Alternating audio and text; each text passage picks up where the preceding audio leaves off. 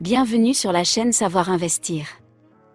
Pensez à vous abonner et à activer la cloche de notification pour recevoir nos nouvelles vidéos. Les lignes de tendance. Après avoir identifié la nature de la tendance, l'étape suivante consiste à élaborer une ligne directrice afin de tirer parti du mouvement. C'est la simple connexion entre deux ou plusieurs niveaux de prix. Dans une tendance baissière, la ligne de tendance est tracée en reliant deux sommets décroissants. Cette ligne est appelée la ligne de soumission parce qu'on suppose que les vendeurs y figureront. Dans une tendance haussière, la ligne de tendance est tracée en reliant deux dépressions ascendantes.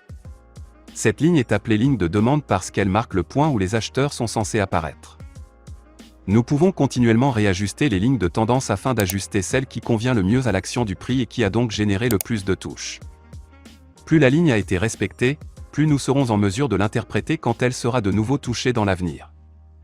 N'oubliez pas qu'une ligne trop inclinée sera cassée trop tôt et qu'elle ne sera donc pas tracée correctement. Tant que le prix reste dans les limites des niveaux établis, le mouvement est dit sain et il convient d'envisager le maintien ou l'ajout de postes.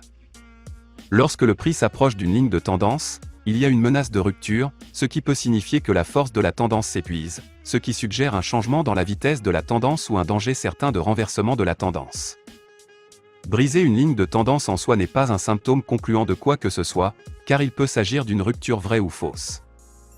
Ce qui est important, c'est la façon dont la ligne est brisée, les conditions dans lesquelles elle se produit et le comportement qui la précède. Après un mouvement d'une certaine distance, le prix peut trouver de la résistance pour continuer et la tendance va changer de vitesse et se reposer. Pendant la pause, mouvement latéral ou amplitude, la force qui a initialement été à l'origine de la tendance peut être renouvelée ou même renforcée, ce qui entraîne une poursuite de la tendance avec plus d'élan qu'auparavant. Dans ces conditions, il est nécessaire de repositionner les lignes de tendance pour se conformer au nouvel angle défini. Pour cette raison, il ne faut pas accepter que le simple fait de franchir la ligne de tendance constitue un renversement de tendance.